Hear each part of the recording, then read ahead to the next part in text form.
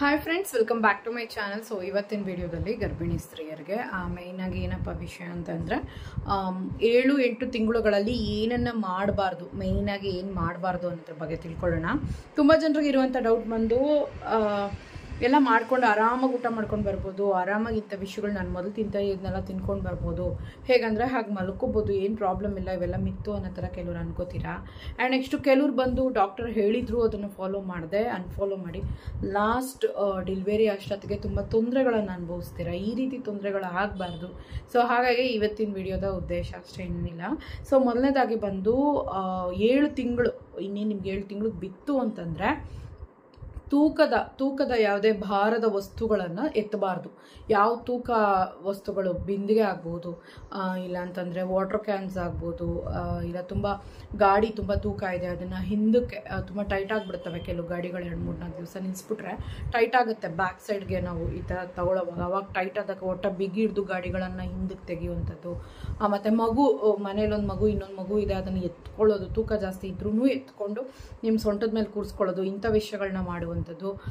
ಮನೇಲಿ ಏನಾದರೂ ಒಂದು ಸೋಫಾ ತಳ್ಳೋದು, ಹಾಸಿಗೆ ಎತ್ತೋದು, ತುಂಬ ತೂಕನ ಹೊಟ್ಟೆನ ಬಿಗಿ ಹಿಡಿದು ಗಟ್ಟಿ ಮಾಡ್ಕೊಂಡು ಎತ್ತುವಂಥ ವಿಷಯಗಳನ್ನು ಯಾವುದೇ ಕಾರಣಕ್ಕೂ ಮಾಡೋಕ್ಕೆ ಹೋಗಬೇಡಿ. ಈ ರೀತಿ ಮಾಡೋದ್ರಿಂದ ನಿಮ್ಮ ಮಗುಗೇನೇನಾಗುತ್ತೆ, ನಿಮಗೇನೇನಾಗುತ್ತೆ ಅಂದರೆ ಮಗು ತುಂಬ ಲೇಯರ್ಸ್ ಒಳಗಡೆ ಇರೋದ್ರಿಂದ ಕೆಲವು ಪ್ರೆಗ್ನೆನ್ಸಿಗಳಲ್ಲಿ, ಸೇಫ್ ಪ್ರೆಗ್ನೆನ್ಸಿಗಳಲ್ಲಿ ಏನೂ ಆಗಲ್ಲ. ಆದರೆ ತುಂಬ ಮಿಸ್ಕ್ಯಾರೇಜಸ್ ಆಗಿ ಪ್ರೆಗ್ನೆನ್ಸಿ ಆಗಿದ್ರೆ, ಮತ್ತು ಬಂದು ನೀವು ಟ್ರೀಟ್ಮೆಂಟ್ಸ್ ತಗೊಂಡು ಪ್ರೆಗ್ನೆನ್ಸಿ ಆಗಿದ್ರೆ ಏನಾಗುತ್ತೆ ಅಂದರೆ ಸಮ್ಟೈಮ್ಸು ಬ್ಲೀಡಿಂಗ್ ಆಗುತ್ತೆ, ಮಗುವಿನ ಕಿಕ್ಸ್ ತುಂಬ ಡಿಕ್ರೀಸ್ ಆಗಿಬಿಡುತ್ತೆ, ಏನಾದರೂ ಒಂದು ಪ್ರಾಬ್ಲಮ್ ಆಗುತ್ತೆ. 7th ಮಂತಲ್ಲಿ ಕೆಲವರಿಗೆ ಶಾರ್ಟ್ ಸರ್ವಿಕ್ಸ್ ಇರೋರಿಗೆ ನೀರು ಲೀಕ್ ಆಗುತ್ತೆ. ಸೊ ಇಂಥ ಪ್ರಾಬ್ಲಮ್ಸು ಕ್ರಿಯೇಟ್ ಆಗುತ್ತೆ. ಇದು ಬಂದು ಹೆಲ್ದಿ ಪ್ರೆಗ್ನೆನ್ಸಿಯಲ್ಲಿರೋರು ಒಂದು ಲೆವೆಲ್ಗೆ ಕೆಲಸ ಮಾಡಿದ್ರು ಏನು ಅಂತ ಅನ್ಸಲ್ಲ. ಆದರೆ ಈಗಿರುವಂಥ ಲೈಫ್ ಸ್ಟೈಲ್ ಮತ್ತು ಇವಾಗ ಟ್ರೀಟ್ಮೆಂಟ್ಗಳು ಮಾಡಿಕೊಂಡು ಪ್ರೆಗ್ನೆನ್ಸಿ ಕೆಲವರು ಆಗೋದ್ರಿಂದ ಈ ಥರ ವಿಷಯಗಳು ಅಪಾಯವನ್ನು ತಂದೊಡ್ಡುತ್ತೆ. ಸೊ ಅದಕ್ಕೋಸ್ಕರ ನೀವು ಈ ಥರ ಮಾಡೋ ವಿಷಯಗಳನ್ನ ಆದಷ್ಟು ಅವಾಯ್ಡ್ ಮಾಡ್ಕೊಳ್ಳಿ. ಮೊದಲನೇದು. ಎರಡನೇದು ಬಂದು ಆಸಿಡಿಟಿ ಉಂಟು ಮಾಡುವಂತಹ ಊಟ, ಮತ್ತು ತಣ್ಣಗಿರುವಂತಹ ಊಟ, ಹುಳಿ, ಖಾರ, ಈ ವಾಯು ಪದಾರ್ಥಗಳನ್ನು ತಿನ್ನೋದು.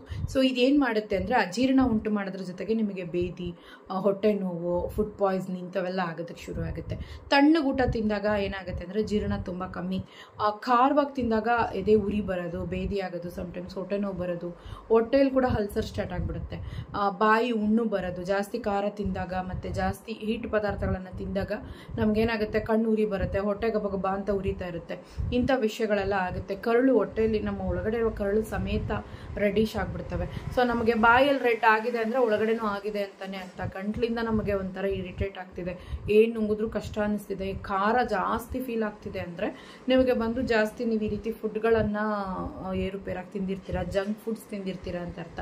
ಸೊ ವಾಯು ಪದಾರ್ಥಗಳು, ಜಂಕ್ ಫುಡ್ಸು, ತಣ್ಣಗಿರುವಂಥ ಊಟ, ಇಂಥವೆಲ್ಲ ತಿಂದರೆ ಜೀರ್ಣ ಚೆನ್ನಾಗಿ ಆಗಲ್ಲ. ನೀವೇನು ಮಾಡಬೇಕು, ಬಿಸಿ ಊಟ ಬೆಚ್ಚಗೆ ತಿನ್ಕೊಂಡು ಬಿಸಿ ನೀರನ್ನು ಕುಡಿಯುವಾಗ ಜೀರ್ಣ ಚೆನ್ನಾಗಾಗುತ್ತೆ, ಡೈಜೆಸ್ಟ್ ಬಂದು ಚೆನ್ನಾಗಿರುತ್ತೆ. ಇದು ಹೆಂಗೆ ಸೈಂಟಿಫಿಕ್ ಆಗಿ ಪ್ರೂವ್ ಆಗಿದೆ ಅಂದರೆ ಮಗು ಬೆಳೀತಾ ಮಗುವಿನ ತೂಕ ಪೂರ್ತಿ ನಮ್ಮ ಡೈಜೆಸ್ಟಿವ್ ಸಿಸ್ಟಮ್ ಏನಿದೆ ಅದ್ರ ಮೇಲೆ ಬೀಳ್ತಾ ಹೋಗುತ್ತೆ. ಹೊರೆ ಆಗ್ತಾ ಮಗು ಮುಂದೆ ಬರ್ತಾ ನಿಮ್ಮ ಡೈಜೆಸ್ಟಿವ್ ಸಿಸ್ಟಮ್ ಎಲ್ಲನೂ ಒಳಗಡೆ ಬಂದು ಟೈಟ್ ಆಗುತ್ತೆ. ಅದಕ್ಕೆ ನೀವು ತಿನ್ನೋದು ಏನು ಬೆಳಗ್ಗೆ ತಿಂದಿರೋದು ಕೂಡ ಮಧ್ಯಾಹ್ನ ಸಂಜೆ ಅಷ್ಟೊತ್ತಿಗೆ ಟೇಕ್ ಬರೋದು, ಗಂಟ್ಲಿಗೆ ಬರೋದಾಗೋದು. ಯಾಕೆ ಅಂದರೆ ಇದೇ ವಿಷಯಕ್ಕೆ. ಚೆನ್ನಾಗಿ ನೀರು ಕುಡಿಬೇಕು, ಬಿಸಿನೀರು ಕುಡಿಬೇಕು, ಬೆಚ್ಚ ಕುಡಿಬೇಕು. ಬಿಸಿ ಅಂದರೆ ಹೆವಿ ಬಿಸಿ ಅಲ್ಲ, ತಣ್ಣಗೆ ಅಂದರೆ ಫ್ರಿಜ್ ನೀರಲ್ಲ, ಬೆಚ್ಚಗೆ ನೀರು ಕುಡಿಬೇಕು, ಬಿಸಿಯಾದಂಥ ಊಟ ತಿನ್ನಬೇಕು. ಯಾವುದೇ ಊಟ ಆಗಿರಲಿ ಬಿಸಿ ಮಾಡ್ಕೊಳ್ಳಿ. ಆದಷ್ಟು ತಂಗಳು ಫುಡ್ಗಳನ್ನು ಅವಾಯ್ಡ್ ಮಾಡಿ. ಮತ್ತು ಮೊಸರು, ಮಜ್ಜಿಗೆ, ಈ ರೀತಿ ಗಟ್ಸ್ ಪವರ್ ಇಂಪ್ರೂವ್ ಮಾಡುವಂತಹ ಗುಡ್ ಬ್ಯಾಕ್ಟೀರಿಯಾ ಉಳ್ಳಂತಹ ಊಟಗಳನ್ನು ಸೇವನೆ ಮಾಡೋದು ನಿಮಗೆ ಬಂದು ತುಂಬಾ ಒಳ್ಳೆಯದು.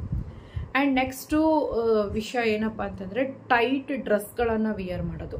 ತುಂಬ ಜನ ಏನು ಮಾಡ್ಬಿಡ್ತಾರೆ, ಟೈಟ್ ಡ್ರೆಸ್ಸು, ಲೆಗ್ಗಿನ್ಸು, ಮತ್ತು ಟೈಟ್ ಜೀನ್ಸ್ ಪ್ಯಾಂಟ್ಸು ಇಂಥವು ಹಾಕೋದು, ಪ್ಯಾಂಟೀಸ್ ಒಳಗಡೆ ಹಾಕುವಂಥ ಅಂಡರ್ವೇರ್ ಸಮೇತ ಟೈಟಾಗಿ ಹಾಕ್ತೀರಾ. ಇಂಥವೆಲ್ಲ ಹಾಕೋವಾಗ ನಿಮಗೆ ಅನ್ಕಂಫರ್ಟಬಲ್ ಫೀಲ್ ಆಗುತ್ತೆ. ಸ್ಕಿನ್ ಕೂಡ ಬ್ರೀದ್ ಔಟ್ ಆಗಬೇಕು. ಅದಕ್ಕೇ ಒಂದು ಸ್ವಲ್ಪ ನಿಮಗೆ ಪ್ರೆಗ್ನೆನ್ಸಿಗೆ ಅಂತಲೇ ಬರ್ತವೆ ಬಟ್ಟೆಗಳು, ಅದನ್ನು ಬೈ ಮಾಡಿ ಹಾಕ್ಕೊಳ್ಳಿ. ಖಂಡಿತವಾಗ್ಲೂ ಅದು ನಿಮಗೆ ಒಂದು ಯೂಸ್ಫುಲ್ ಆಗಿರುತ್ತೆ. ನೀವೇನಾದರೂ ಒಂದು ವೇಳೆ ಟೈಟಾಗಿರೋ ಡ್ರೆಸ್ಗಳನ್ನು ಹಾಕ್ತಾ ಬಂದ್ರಿ ಅಂತಂದರೆ ಅದು ನಿಮಗೆ ಅನ್ಕಂಫರ್ಟಬಲ್ ಫೀಲ್ ಕೊಡುತ್ತೆ. ಕೂತ್ಕೊಳ್ತಾ ಎದ್ದೊಳ್ತಾ ನೀವು ಒಂಥರ ಕಷ್ಟವಾದಂಥ ಫೀಲನ್ನು ಅನುಭವಿಸ್ತೀರಾ. ಸೊ ಆ ಥರ ಮಾಡ್ಕೋಬೇಡಿ, ಆರಾಮಾಗಿರುವಂಥ ಬಟ್ಟೆಗಳನ್ನು ಹಾಕ್ಕೊಳ್ಳಿ. ನೆಕ್ಸ್ಟ್ ಪಾಯಿಂಟ್ ಬಂದು ತುಂಬ ಹೊತ್ತು ನಿಂತಿರೋದೋ ತುಂಬ ಹೊತ್ತು ಕೂತಿರುವಂಥ ಪೊಸಿಷನ್ಸಲ್ಲಿ ಯಾವುದರಲ್ಲೂ ಇರಬೇಡಿ. ತುಂಬ ಹೊತ್ತು ಕೂತಿದ್ರೆ ಒಂದು ಸ್ವಲ್ಪ ಓಡಾಡ್ತಿದ್ರೆ ಒಂದು ಸ್ವಲ್ಪ ಹೊತ್ತು ಕೂತ್ಕೊಳ್ಳಿ. ನಿಂತು ತುಂಬ ಕೆಲಸ ಮಾಡ್ತಿದ್ರೆ ಒಂದು ಸ್ವಲ್ಪ ಹೊತ್ತು ಕೂತ್ಕೊಂಡು ರೆಸ್ಟ್ ಮಾಡಿ. ಈ ರೀತಿ ತುಂಬ ಕೂತಿದ್ರೆ ಮಲ್ಕೊಳ್ಳಿ, ತುಂಬ ಮಲಗಿದ್ರೆ ಸ್ವಲ್ಪ ಎದ್ದು ಓಡಾಡಿ. ಈ ರೀತಿ ಯಾವುದೇ ಪೊಸಿಷನ್ನು ಒಂದೇ ತುಂಬ ಹೊತ್ತು ಒಂದೇ ಸಮಯದಲ್ಲಿ ಇರ್ಕೂಡ್ದು. ಆ್ಯಂಡ್ ನೆಕ್ಸ್ಟ್ ಬಂದು ಮಲಗುವಂಥ ಭಂಗಿ ಕೂಡ ತುಂಬ ಇಂಪಾರ್ಟೆಂಟ್ ಪ್ರೆಗ್ನೆನ್ಸಿಲಿ. ಲೆಫ್ಟ್ ತುಂಬಾ ಮುಖ್ಯ, ಲೆಫ್ಟ್ ಸೈಡ್ ಆದಷ್ಟು ಮಲ್ಕೊಳ್ಳಿ. ರೈಟ್ ಸೈಡ್ ಅಷ್ಟೊಂದು ಬೇಕಾಗಿಲ್ಲ, ಸ್ಟ್ರೈಟು ಅಷ್ಟೊಂದು ಬೇಕಾಗಿಲ್ಲ. ಅಂದರೆ ನೀವು 100% ಮಲಗ್ತೀರಾ ಅಂತಂದರೆ 10% 20% ಒಳಗಡೆ ಸ್ಟ್ರೈಟು ಮತ್ತು ರೈಟ್ ಇರಲಿ, ಮಿಕ್ಕಿದ್ದು ಲೆಫ್ಟ್ ಸೈಡ್ ಇರಲಿ. ಯಾಕಂದರೆ ಲೆಫ್ಟ್ ಸೈಡ್ ಮಲಗುವಾಗ ನಮ್ಮ ದೇಹದ ಸ್ಥಿತಿ ಉಂಟಾಗಿರುವಂಥದ್ದೇನೆ. ಎಡಭಾಗಕ್ಕೆ ಮಲಗುವಾಗ ನಮ್ಮ ಜೀರ್ಣಕ್ರಿಯೆ ಸರಾಗವಾಗಿರುತ್ತೆ, ಮತ್ತು ಬಂದು ನಮಗೆ ಜೀರ್ಣ ಚೆನ್ನಾಗಾಗುತ್ತೆ. ಮಗುಗೆ ನಾವು ತಿಂದಿರುವಂಥ ಊಟ ಎಲ್ಲನೂ ಅಬ್ಸರ್ವ್ ಆಗುತ್ತೆ ಚೆನ್ನಾಗಿ. ಒಂದು ವೇಳೆ ನೀವು ರೈಟಿಗೆ ಮಲಗಿದ್ರೆ ಇದರ ಪ್ರಮಾಣ ಕಡಿಮೆ ಆಗುತ್ತೆ. ನೀವು ಲೆಫ್ಟ್ ಮಲಗುವಾಗ ನಿಮ್ಮ ಮಗುಗೆ ಆಕ್ಸಿಜನ್ ಕೂಡ ಚೆನ್ನಾಗಿ ಹೋಗಿ ಸೇರುತ್ತೆ. ನೀವು ಸ್ಟ್ರೈಟ್ ಮಲಗಿದ್ರೆ ಏನಾಗುತ್ತೆ, ನಮ್ಗೆ ಅಯೋಟ ಅನ್ನೋ ನೋವು ಇರುತ್ತೆ. ಸೊ ಅದೇನೇ ನಮಗೆ ಆಕ್ಸಿಜನ್ ಎಲ್ಲನೂ ಸರಬರಾಜು ಮಾಡೋದು, ಅದ್ರ ಮೇಲೆ ಪರಿಣಾಮ ಬೀರುತ್ತೆ. ಸೊ ಅದಕ್ಕೋಸ್ಕರ ಈ ರೀತಿ ಮಿಸ್ಟೇಕ್ಸನ್ನು ಮಾಡ್ಕೊಳ್ಳೋಕೆ ಹೋಗಬೇಡಿ. ಆದಷ್ಟು ಪ್ರೆಗ್ನೆನ್ಸಿಯಲ್ಲಿ ಕೆಲವೊಂದು ಟಿಪ್ಸ್ಗಳು ಡಾಕ್ಟರ್ ಹೇಳಿರುವಂಥ ವಿಷಯಗಳನ್ನು ಫಾಲೋ ಮಾಡ್ತಾ ಬನ್ನಿ. ಮತ್ತು ಕೆಲವರು ನೆಕ್ಸ್ಟ್ ಟಿಪ್ ಬಂದು ಕೆಲವರು ಟೈಮ್ ಬಿಟ್ಟು ಟೈಮು ಊಟ ಮಾಡೋದು, ಟೈಮ್ ಬಿಟ್ಟು ಟೈಮ್ ನಿದ್ದೆ ಮಾಡೋದು, ಟೈಮ್ ಬಿಟ್ಟು ಟೈಮು ಎದ್ದೋಳೋದು, ಇಂಥ 3 ತಪ್ಪು ಮಾಡ್ತಾರೆ. ಬ್ರೇಕ್ಫಾಸ್ಟ್ 11 ಗಂಟೆಗೆ ತಿನ್ನೋದು, ಊಟ 4 ಗಂಟೆಗೆ ತಿನ್ನೋದು, ರಾತ್ರಿ ಊಟ 10-11 ಗಂಟೆಗೆ ತಿನ್ನೋದು, ನಿದ್ದೆ ಕೂಡ ಲೇಟ್ ನೈಟ್ ಮಾಡ್ಕೋದು, ಸ್ವಲ್ಪ ಬೇಗ ಮಲ್ಕೊಳ್ಳೋದು, ಇಲ್ಲ ಬೇಗ ಎದ್ದೋಳೋದು, ಇಲ್ಲ ಲೇಟಾಗಿ ಎದ್ದೋಳೋದು. ಈ ರೀತಿ ಯಾವುದೂ ಅಷ್ಟೇ ಒಂದು ಆರ್ಡರ್ ಇಲ್ದಿರೋ ಬದುಕೋವಾಗ ಖಂಡಿತವಾಗ್ಲೂ ಅದು ನಿಮ್ಮ ಲೈಫ್ ಸ್ಟೈಲನ್ನು ಬಾಧಿಸುತ್ತೆ. ಆದಷ್ಟು ಒಂದು ಟೈಮಿಂಗ್ಸನ್ನು ಫಿಕ್ಸ್ ಮಾಡಿಕೊಂಡು ಅದಕ್ಕೆ ತಕ್ಕ ಹಾಗೆ ಲೈಫನ್ನು ಲೀಡ್ ಮಾಡ್ಕೊಳ್ಳಿ. ನೆಕ್ಸ್ಟು ಸ್ಕ್ಯಾನಿಂಗ್ಸನ್ನು ಬಂದು ತಪ್ಪಿಸೋದು. ಈ ರೀತಿ ತಪ್ಪುಗಳು ಮಾಡೋಕ್ಕೆ ಹೋಗಬೇಡಿ. ಸ್ಕ್ಯಾನಿಂಗ್ಸನ್ನು ತಪ್ಪಿಸುವಾಗ ಏನಾಗುತ್ತೆ ಅಂದರೆ ನಿಮಗೆ ಸರಿಯಾದಂತಹ ಒಂದು ಗ್ರೋತ್ ಮಗುದು ಗೊತ್ತಾಗಲ್ಲ. ನಿಮಗೆ ಆದಷ್ಟು ಗ್ರೋತ್, ಮಗುವಿನ ಪೊಸಿಷನ್, ವೆಯ್ಟ್, ಅದಕ್ಕೆ ತಕ್ಕ ಹಾಗೆ ಫುಡ್ಡು ಇದನ್ನೆಲ್ಲ ತಗೊಳ್ಳೋದಕ್ಕೆ ಕರೆಕ್ಟಾಗಿರುತ್ತೆ. ಕೆಲವರಿಗೆ ಲೋ ಲೇಯಿಂಗ್ ಪ್ಲಾಸೆಂಟ್ ಇರುತ್ತೆ, ಕೆಲವರಿಗೆ ಶಾರ್ಟ್ ಸರ್ವಿಕ್ಸ್ ಇರುತ್ತೆ. ಯಾವಾಗ ಡೆಲಿವರಿ ಆಗುತ್ತೆ ಅಂತ ಹೇಳೋಕ್ಕೆ ಬರಲ್ಲ. 7th ಮಂತ್ಗಳಲ್ಲಿ ಶಾರ್ಟ್ ಸರ್ವಿಕ್ಸ್ ಇರೋರಿಗೆ ಮತ್ತು ಬ್ಲೀಡಿಂಗ್ ಡಿಸಾರ್ಡರ್ಸ್ ಇರೋರಿಗೆ, ವೀಕ್ ಆಗಿದ್ದರೆ ಅಂಥವ್ರಿಗೆಲ್ಲ ದಾಂಪತ್ಯ ಇರಲೇಬಾರ್ದು ಅನ್ನೋ ಸೂಚನೆ ಕೊಡ್ತಾರೆ. ಇಂಥವೆಲ್ಲ ಸ್ಕ್ಯಾನಿಂಗಲ್ಲೇ ಗೊತ್ತಾಗೋದು. ನೀವು ಅದನ್ನು ಫಾಲೋ ಮಾಡಬೇಕು. ಅದನ್ನು ಫಾಲೋ ಮಾಡದೆ ನೀವು ಈ ಥರ ಮಿಸ್ಟೇಕ್ಸ್ ಮಾಡ್ಕೊಳ್ಳುವಾಗ ಖಂಡಿತವಾಗ್ಲೂ ಅನ್ನೆಸರಿಯಾಗಿ ನಿಮಗೆ ಬ್ಲೀಡಿಂಗ್ ಆಗೋದು ಮತ್ತು ನೀರು ಹೋಗೋದು, ಬೇಗ ಡೆಲಿವರಿ ಆಗೋದು, ಈ ರೀತಿ ಪ್ರಾಬ್ಲಮ್ಸ್ ಒಂದು ಕ್ರಿಯೇಟ್ ಆಗುತ್ತೆ.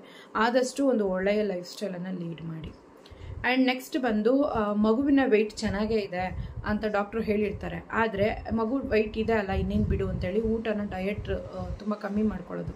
ಈ ರೀತಿ ತಪ್ಪು ಮಾಡ್ಕೋಬೇಡಿ. ನೀವು ವೆಯ್ಟ್ ಗೇಯ್ನ್ ಆಗಿದ್ದೀರಾ ಅಂದರೆ ವೆಯ್ಟ್ ಲಾಸ್ ಮಾಡುವಂತಹ ಸಮಯ ಇದಲ್ಲ. ನಿಮಗೆ ಯಾವಾಗ ಅದು ಅಂದರೆ ಆಫ್ಟರ್ ಡೆಲಿವರಿ ಬೇಬಿಗೆ ಹಾಲು ಕುಡಿಸ್ತಾನೆ ನೀವು ಹಾಲು ಎಷ್ಟು ಚೆನ್ನಾಗಿ ಕುಡಿಸ್ತಾ ಹೋಗ್ತಿರೋ ವಿತಿನ್ 6th ಮಂತ್ ನೀವು ಬಾಣಂತಿ ಆಗೋ ಅಷ್ಟೊತ್ತಿಗೆ ನಿಮಗೆ ವೆಯ್ಟ್ ರೆಡ್ಯೂಸ್ ಆಗಿರುತ್ತೆ, ಸುಮಾರು ವೆಯ್ಟ್ ರೆಡ್ಯೂಸ್ ಆಗಿರುತ್ತೆ. ನೀವು ಇಳಿಸ್ಬೇಕು ಅನ್ನೋ ಬಾಧೆ ಕೂಡ ಇರಲ್ಲ ನಿಮಗೆ. ನಾನಂತೂ ಪ್ರೆಗ್ನೆನ್ಸಿಯಲ್ಲಿ ಎಷ್ಟು ದಪ್ಪ ಇದ್ದೆ ಅಂದರೆ ಪಾಪುಗೆ ಹಾಲು ಕುಡಿಸ್ತಾ ಹಾಗೇ ಕಡಿಮೆ ಆಗಿಬಿಟ್ಟೆ. ಸೊ ವೆಯ್ಟ್ ಲಾಸ್ಗೆ ಅಂತ ಹೇಳಿ ನಾನು ಎಫರ್ಟ್ ಹಾಕಲೇ ಇಲ್ಲ ಬಾಣಂತನ ಸಮಯದಲ್ಲಿ. ಸೊ ಹಾಲು ಕುಡಿಸ್ತಾ ವೆಯ್ಟ್ ಲಾಸ್ ಆಗುತ್ತೆ. ಎಕ್ಸ್ಟ್ರಾ ಕ್ಯಾಲೋರೀಸ್ ಎಲ್ಲ ಬೇಬಿಗೆ ಹೋಗುತ್ತೆ ಹಾಲು ಮುಖಾಂತರ, ಏನು ತೊಂದರೆ ಇಲ್ಲ. ಬಟ್ ಈಗ ಪ್ರೆಗ್ನೆನ್ಸಿ ಅನ್ನೋವಾಗ ವೆಯ್ಟ್ ಲಾಸ್ಗೆ ಸಮಯ ಅಲ್ಲ. ಸೊ ಸರಿಯಾದ diet, fatty foods, oily foods, junk foods, maida items, bakery items, ಹೆವಿಯಾದಂಥ ಫ್ಯಾಟ್ ಇರುವಂಥ ಮಟನ್ನು, ಹೆವಿಯಾದಂಥ ಫ್ಯಾಟ್ ಇರುವಂತಹ ವಿಷಯಗಳನ್ನು ಅವಾಯ್ಡ್ ಮಾಡಿದ್ರೇ ಸಾಕು.